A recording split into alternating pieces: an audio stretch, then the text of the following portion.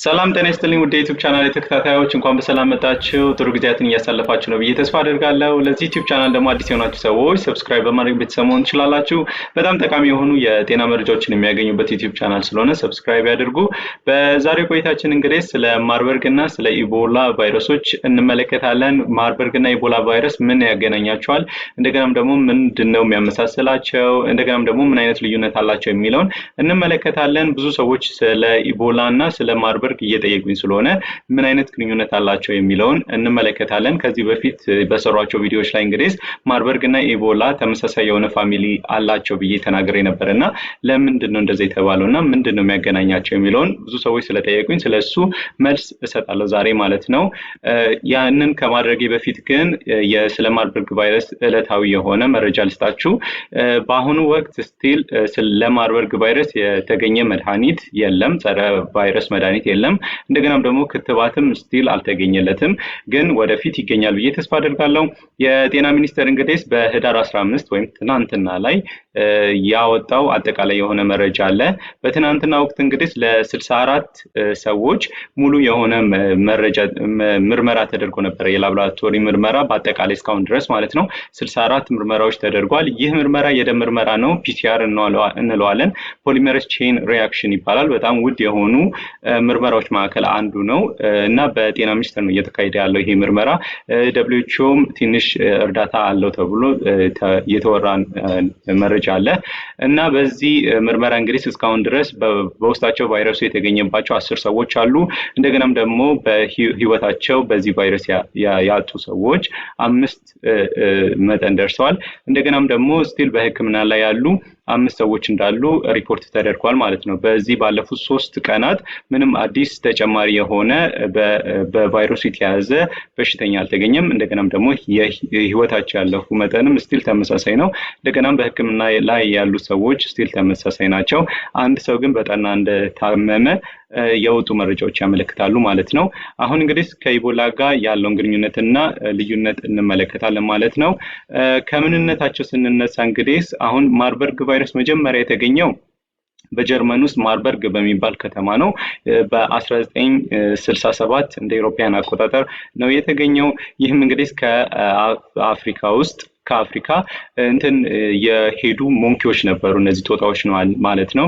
ከዛ እዛ እንግዲህ ከሆነ ሰው ጋር ንክኪ ከተከሰተ በኋላ አውትብሬኩ ተከሰተ ማለት ነው። በማርበርግ በሚገኘው በጀርመን ውስጥ ማርበርግ በሚባል ከተማ ማለት ነው። ያ ነው መጀመሪያ የተከሰተው። የኢቦላን ስናይ እንግዲህ ኢቦላ በ1976 ዓመተ ምህረት እንደ ኢሮፒያን አቆጣጠር ነው የተከሰተው። ከማርበርግ ቀጣይ ማለት ነው መጀመሪያ የተገኘው ማርበርግ ነው። ከኢቦላ ጋር ስናነጻጽረው መጀመሪያ የተገኘው ማርበርግ ነው። ኢቦላ ደግሞ በዲሞክራቲክ ሪፐብሊክ ኦፍ ኮንጎ እና በደቡብ ሱዳን፣ አሁን ከረንትሊ ደቡብ ሱዳን፣ በዛ ጊዜ ግን ሱዳን በሚባል ቦታ ነበር የተገኘው ማለት ነው። ይህም በ1976 እንደ ኢሮፒያን አቆጣጠር ነው። አንዴ ነው የተከሰተው በዚህም በዲሞክራቲክ ሪፐብሊክ ኦፍ ኮንጎ እና በደቡብ ሱዳን፣ አሁን ከረንትሊ ባለችው ደቡብ ሱዳን ማለት ነው። አንድ ላይ በአንድ ወቅት ነበር የተከሰተው ማለት ነው። ፋሚሊያቸው ተመሳሳይ ነው። ፋይሎቬሪዳን ፋይሎቬሪዳ የሚባል ፋሚሊ ያላቸው ቤተሰብ አላቸው። ጄነሳቸውን ስናይ ግን ማርበርግ ቫይረስ የሚባል ጄነስ ነው ያለው። ኢቦላ ደግሞ ኢቦላ ቫይረስ ነው ያለው ማለት ነው። የስፒሺሳቸው ደግሞ የአይነታቸው የማርበርግ ቫይረስ ደግሞ አይነቶች 2 አሉ። እንደ ማርበርግ ቫይረስ ብቻውን የምንለው አለ፣ እንደገና ነው አርኤቪኤን ቫይረስ የምንለው አለ ማለት ነው። የኢቦላ ግን ስፒሺሶቹ በጣም ብዙ ናቸው። የዜር አለ፣ የሱዳን አለ። ዜር የምንለው እንግዲህ በድሮ በዲሞክራቲክ ሪፐብሊክ ኦፍ ኮንጎ አካባቢ የሚኖር አሁን ከረንትሊ በዲሞክራቲክ ሪፐብሊክ ኦፍ ኮንጎ ውስጥ ያለች ቦታ ነች ማለት ነው ዜር የምትባለው። እንደገናም ደግሞ ሱዳን አሁን በደቡብ ሱዳን ውስጥ የሚገኝ ማለት ነው። እና ሌሎችም ደግሞ የወጡ እንትኖች አሉ ማለት ነው፣ አውትብሬኮች አሉ ማለት ነው። በእነዛ ቦታዎች የተሰየሙ የኢቦላ ቫይረስ አይነቶች አሉ ማለት ነው። ከአምጪው ስንነሳ እንግዲህ አምጪው በተፈጥሮ የማርበርግ ቫይረስ አምጪው የግብጽ ፍሩት ባት ነች። በወረሽኝ ወቅት ደግሞ የሚያስከትለው ደግሞ ራሱ የግብጽ ፍሩት ባት እና ፍሩት ማለት የሌሊት ወፍ ነች። የሌሊት ወፍ የፍራፍሬ የምትመገብ የሌሊት ወፍ ማለት ነው ፍሩት ባት የምንላት እና ፕራይሜቶች ናቸው። እነዚህ ፕራይሜቶች የምንላቸው እንግዲህ ጦጣ ዝንጀሮ ማለት ነው። እነሱ በወረርሽኝ ጊዜ እንደ አስተላላፊ ሆነው ሊያገለግሉ ይችላሉ ማለት ነው። በተፈጥሮ ግን ይሄ ቫይረስ የሚገኘው በኢጂፕሽያን ፍሩት ባት ወይም በግብጽ ዝርያ ያላት የፍሩት ባት ወይም የፍራፍሬ ሌሊት ወፍ ማለት ነው። እሷ ናት በተፈጥሮ እንደ ሪዘርቫየር የምታገለግለው ማለት ነው። ኢቦላን ስናይ እንግዲህ የኢቦላ ቫይረስ በተፈጥሮ እንደ ሪዘርቫየር የሚያገለግሉት እነዚህ ፍሩት ባቶች ናቸው እና በጣም ብዙ አይነት የፍሩት ባቶች አሉ። ይሄኛው ግን ስፔሲፊካሊ የግብጿ ፍሩት ባት ነች በማርበርግ ቫይረስ ማለት ነው። ግን ለኢቦላ የተለያዩ የሆኑ የሌሊት ወፎች ሊያስተላልፉ ይችላሉ። በወረርሽኝ ወቅት ጊዜ ተመሳሳይ የሆኑ እነዚህ ፍሩት ባቶቹ ወይም የሌሊት ወፎቹን እና ፕራይሜቶችን እነዚህ ጦጣና ዝንጀሮን ተጨምረው ሊሆን ይችላል ማለት ነው። እንደገና ደግሞ ለምንድን ነው ኢቦላ ተብሎ የተሰየመው? ማርበርግ ተብሎ የተሰየመው በጀርመን ውስጥ የሚገኝ ማርበርግ ከተማ ውስጥ ስለተከሰተ ነው በመጀመሪያ ጊዜ። ኢቦላ ደግሞ እንደዚሁ በዲሞክራቲክ ሪፐብሊክ ኦፍ ኮንጎ ኢቦላ የሚባል እንትን አለ ወንዝ አለ። በዛ ምክንያት ነው ኢቦላ ቫይረስ ተብሎ የተሰየመው ማለት ነው። ይህን እንደ አንድ ልዩነትና ተመሳሳይ የሚያደርጋቸው ነገሮች አሉት ማለት ነው። ከመተላለፊያ መንገዶች ስናይ እንግዲህ በጣም ተመሳሳይ የሆነ መተላለፊያ መንገድ ያላቸው የማርበርግ ቫይረስ እንግዲህ ከደምና ከሰውነት ፈሳሽ ጋር ቀጥተኛ የሆነ ግንኙነት የሚያደርጉ ከሆነ ለሁለቱም ለኢቦላም ለማርበርግ ቫይረስም የመተላለፊያ መንገድ ናቸው። ሌላኛው ደግሞ የተበከሉ ነገሮችን የሚጠቀሙ ከሆነ በእነዚህ ከሰውነት የሚወጡ ፈሳሾች ደሞች የተበከሉ ነገሮችን የሚጠቀሙ ከሆነ ለምሳሌ መርፌዎችና ልብሶችን እነዚህ የአልጋ ልብስ ሊሆን ይችላል፣ የትራስ ጨርቅ ሊሆን ይችላል፣ እቃዎች ቁሳቁሶችን ሊሆን ይችላል። እነሱን የምትጠቀሙ ከሆነ ለማርበርግ ቫይረስም ለኢቦላ ቫይረስም የመያዝ ዕድሉ በጣም ከፍተኛ ይሆናል። ሌላኛው ደግሞ በቀብር ስነስርዓት ጊዜ በማርበርግ ወይም በኢቦላ ቫይረስ የሞተ ሰውን በሚቀብሩበት ጊዜ ወይም አስክሬኑን በአስክሬን አያያዝ ጊዜ ሁለቱም ከበሽታው ከተከሰተበት ሰው ወደ ጤነኛ ሰው ሊተላለፉ ይችላሉ ማለት ነው። ስለዚህ ሁለቱም የማርበርግና የኢቦላ ቫይረስ ተመሳሳይ የሆነ መተላለፊያ መንገዶች አሏቸው ማለት ነው። ምን አይነት ምልክቶችን ያሳያሉ ብለን ስናይ እንግዲህ ሁለቱም ተመሳሳይ የሆነ ኢንኩቤሽን ፔሪድ አላቸው።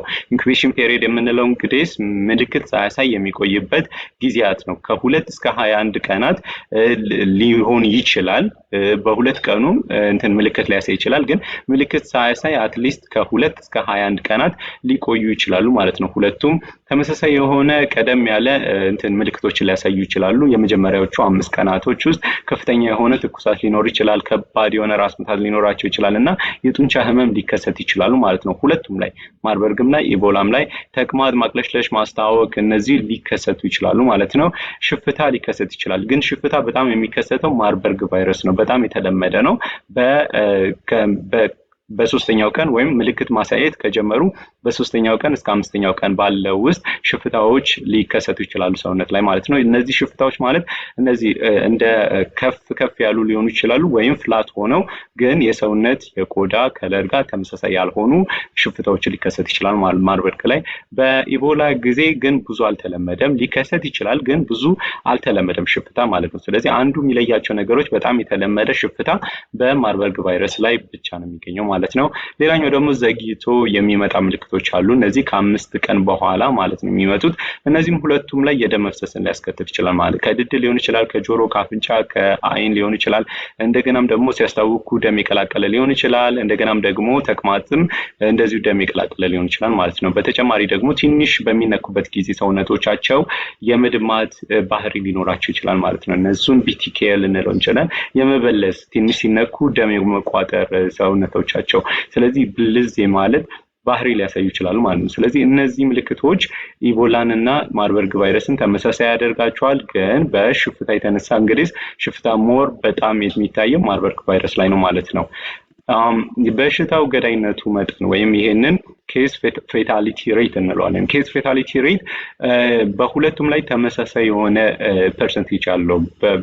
ይሙላም ይነስም ማለት ነው። በማርበርግ ቫይረስ የሚከሰተው በማርበርግ ቫይረስ ጊዜ ኬስ ፋታሊቲ ሬቱ ከ23 እስከ 90% ሊከሰት ይችላል። ይህም በወረርሽኝ ወቅት ላይ የተመሰረተ ነው ማለት ነው። ስለዚህ እስከ 90% ሊደርስ ይችላል ማለት ነው ገዳይነቱ ማርበርግ ቫይረስ። እንደዚሁ የተነሳ ደግሞ ኢቦላም ከ25 እስከ 90% የሚሆን ኬስ ፋታሊቲ ሬት አለው ማለት ነው። ስለዚህ በጣም መጥፎ የሆነው ነው። ቅድም እንዳልነው እንግዲህ ብዙ የሆኑ እንትኖች አሉት ማለት ነው። ብዙ የሆኑ ስፒሺሶች አሉት ማለት ነው ኢቦላ ቅድም እንዳልነው ማለት ነው። ስለዚህ የዛየር ስፒሺሱ ወይም እዚህ ኮንጎ ውስጥ የተከሰተው የኢቦላ አይነት የኢቦላ ዝርያ በጣም ከባድ የሆነ በጣም መጥፎ የሆነ የከፍተኛ የሆነ የሞት ክስተትን ያስከትላል ማለት ነው። ይሄ ዛየር የሚባለው የኢቦላ አይነት ማለት ነው። ህክምናው ምንድነው የምንለውን ስናይ ማርበርግ ቫይረስም ኢቦላ ቫይረስም ተመሳሳይ የሚያደርጋቸው ነገሮች በአብዛኛው የጸረ ቫይረስ መድኃኒት የለውም። ማርበርግ ቫይረስ ኢቦላ የጸረ ቫይረስ መድኃኒት የለውም፣ ግን እነዚህ አንቲቦዲዎች አሉ፣ ሞኖክሎናል አንቲቦዲዎች አሉት ኢቦላ ማለት ነው። ያ ልዩ ያደርጋቸዋል። ማርበርግ ቫይረስ ምንም የጸረ ቫይረስ መድኃኒት የለውም። እንደገናም ደግሞ በአብዛኛው ህክምና የሚደረገው የድጋፍ ሰጪ ህክምናዎች ናቸው። እነዚህ አንደኛ አይቪ ፍሉዶችን እንሰጣቸዋለን፣ ፈሳሾችን መተካት ነው። ከሰውነቶቻቸው በብዙ ፈሳሾች በትውከት በተቅማጥ መልክ ሊወጣ ይችላል። ስለዚህ እነሱን ፈሳሾችን እንሰጣቸዋለን፣ ኤሌክትሮላይቶችን እንተካላቸዋለን፣ ኦክሲጅን ድጋፍ ሊያስፈልጋቸው ይችላል። አንዳንዴ ደግሞ ሌሎች ተጨማሪ ኢንፌክሽኖች ከተከሰቱ ለነሱ ኢንፌክሽኖች መድኃኒት ልንሰጥ እንችላለን። የደም መፍሰስና ዲአይሲ ከተከሰተ እንግዲህ ስለነሱ የደም ፕሮዳክቶችን እንሰጣቸው እንችላለን። የቀይ ደም ሊለገስላቸው ይችላል። ሌሎችም የደም ፕሮዳክቶችን ሊለገስላቸው ይችላል ማለት ነው። ሌላ ግን በኢቦላ ስናይ ማርበርግ ቫይረስ ቅድም እንዳልነው ነው። ምንም ነገር ተጨማሪ የድጋፍ እንክብካቤ ብቻ ነው እንጂ መድኃኒት ኤግዛክትሊ ጸረ ቫይረስ መድኃኒት አልተገኘለትም ማርበርግ። ኢቦላ ግን ሞኖክሎናል አንቲቦዲ ያለው ለማን ለዛየር ለሚባለው ኢቦላ ቫይረስ ማለት ነው። ይህ ኢቦላ ቫይረስ እንግዲህ ዛየር ያልነው በጣም አስጊውና በጣም መጥፎ የሆነ የኢቦላ ቫይረስ አይነት ነው ዝርያ ነው ማለት። ስለዚህ እነዚህ ሁለት የሆኑ ሞኖክሎናል አንቲቦዲዎች ተዘጋጅቶላቸዋል ማለት ነው። ይህም እንግዲህ በዩኤስኤ ፉድ ኤንድ ድራግ አድሚኒስትሬሽን አፕሩቭ የተደረጉ ሞኖክሎናል አንቲቦዲዎች ናቸው ማለት ነው። ስለዚህ ይሄ አንድ ልዩ ያደርጋቸዋል ማለት ነው በህክምናው። ከኢቦላ ጋር ስናነጻጽረው ማርበርግ ምንም የተገኘለት እንትን ስለሌለ በጣም መጥፎ ያደርገዋል ከኢቦላ ይልቅ ማለት ነው። መከላከያ ዘዴዎችን ስናይ እንግዲህ በጣም ተመሳሳይ የሆነ መከላከያ ዘዴዎች አሏቸው። ማርበርግ እንግዲህ እስካሁን ድረስ ክትባት አልተገኘለትም፣ ስለዚህ ቫክሲን የለውም። ያ ማለት እንግዲህ ወደፊት ይከሰታል ተብሎ ቫክሲን ሰጥቶ ወደዛ አካባቢ የሚሄዱ ከሆነ እንትን ፕሪቬንሽን ላይ እንትን አስተዋጽኦ መከላከል አንችልም ማለት ነው ማርበርግን። ሌላኛው ደግሞ ከተያዘ ሰው ጋር መከላከል የምትችሉበት መንገድ እንግዲህ ከተያዘ ሰው ጋርና እንስሳ ጋር አለመነካካት። እነዚህ ደግሞ የፍራፍሬ የሌሊት ወፎች ናቸው በጣም መጥፎ የሆኑትና ከነዚህ የሌሊት ወፎች ጋር አለመነካካት፣ የተበከሉ ፕራይሜቶች ለምሳሌ እነዚህ ጦጣዊ ዝንጀሮዎች ጋር ንክኪ አለማድረግ ማለት ነው። ሙሉ ይሄ የሰውነትን የመከላከያ ዘዴዎችን መጠቀም። ብዙ ጊዜ ሆስፒታል ውስጥ የምትሰሩ ከሆነ እንደገናም ደግሞ በዛ አካባቢ የምታደርጉ ከሆነ ራሳችሁን እንትን ማለት አለባችሁ ማለት ራሳችሁን መጠንቀቅ አለባችሁ፣ ራሳችሁን ፕሮቴክት ማድረግ አለባችሁ። ለምሳሌ በማርበርግ ቫይረስም በኢቦላ ቫይረስም የተያዘ ሰው ካለ ጓንት መልበስ አለባችሁ፣ ጋውን መልበስ አለባችሁ፣ ማስክ ማድረግ አለባችሁ፣ የአይን መከላከያ እነዚህ ጋግል ወይም ደግሞ ፌስ ሺልድ ማድረግ ያስፈልጋቸዋል ማለት ነው። እነዚህ የተበከሉ እቃዎችን በደንብ ማጽዳት ያስፈልጋል። እንደገና ደግሞ ራስዎትን የሚጠራጠሩ ከሆነና ምልክት ካለ ራስዎትን ማግለል ያስፈልጋል ወይም ኳራንቲን መደረግ አለበት ማለት ነው። ይሄ ለሁለቱም የሚሰራ የመከላከያ መንገዶች ናቸው። ኢቦላ ላይ ስንመጣ ግን አንድ ለየት የሚያደርገው ከማርበርግ ቫይረስ ቫክሲን አለው። ያ ቫክሲን ማለት እንግዲህ ለዛየሩ በጣም ከፍተኛ ብዙ ገዳይ የሆነው የኢቦላ ስትሬን ወይም ስፒሺስ እንግዲህ የዛየር ዝርያ ያለው ነው። ስለዚህ እነዚህ የዛየር ዝርያ ያላቸውን ምንድነው ክትባት ተገኝቶላቸዋል ማለት ነው። ስለዚህ እነዚህ ፈቃድ ያለው ክትባት አለ። ስለዚህ እንደ ፕሮቴክቲቭ ሆኖ ወይም መከላከያ ዘዴ ያገለግላል ማለት ነው። ስለዚህ እነዚህን ማድረግ ይችላሉ ማለት ነው። ለመከላከያ መንገድ። ስለዚህ በዋነኛነት በማርበርግ እና በኢቦላ መካከል ያለው ልዩነት ምንድነው? አንደኛ ሽፍታቸው ነው። ሽፍታ በጣም የተለመደው ማርበርግ ቫይረስ ላይ ነው። ኢቦላ ላይ ሽፍታ ብዙ አልተለመደም። ሊገኝ ይችላል፣ ሊከሰት ይችላል፣ ግን አልተለመደም። ሌላኛው ደግሞ ሕክምናው ላይ ስናይ ደግሞ የማርበርግ ቫይረስ ምንም አይነት ጸረ ባክቴሪያ ሕክምና ጸረ ቫይረስ ሕክምና የለውም ማርበርግ ቫይረስ። ግን ኢቦላ ላይ ደግሞ እነዚህ አንቲቦዲዎች ሞኖክሎናል አንቲቦዲ የሚባሉ እንደ ሕክምና አለው ማለት ነው ኢቦላ። ሌላኛው ደግሞ ቫክሲኖች ናቸው። በማርበርግ ላይ ቫክሲን አልተደረገም ወይም አልተዘጋጀም። ኢቦላ ግን ቫክሲን አለው ማለት ነው፣ የራሱ የሆነ ለዛየር ዝርያ ላለው ማለት ነው። ስለዚህ ይሄ ሜጀርሊ የሚለዩበትና የሚያመሳስላቸው ነገሮች አሏቸው ማለት ነው እነዚህ ማርበርግ እና ኢቦላ ቫይረስ። ስለዚህ ውድ ተመልካቾቼ እስካሁን ስለተከታተላችሁኝ አመሰግናለሁ። ስለ ኢቦላና ስለ ማርበርግ ቫይረስ ልዩነትና አንድነታቸው የገባችሁ ይመስለኛል። በጣም ተመሳሳይና ተቀራራቢ የሆኑ በሽታዎች ናቸው። ያ አንድ ያደርጋቸዋል። ትንሽ ነገር ነው የሚለያቸውና በጣም መጠንቀቅ ያስፈልጋል ማለት ነው። በሌላ ቪዲዮ እስክንገናኝ ድረስ ለሌሎች እንዲደርስ ላይክ፣ ሼር እና ሰብስክራይብ ያድርጉ። በጣም አመሰግናለሁ። ኮሜንት ሴክሽኑ ላይ ጥያቄ ካላችሁ ጥያቄ አቅርቡልኝ።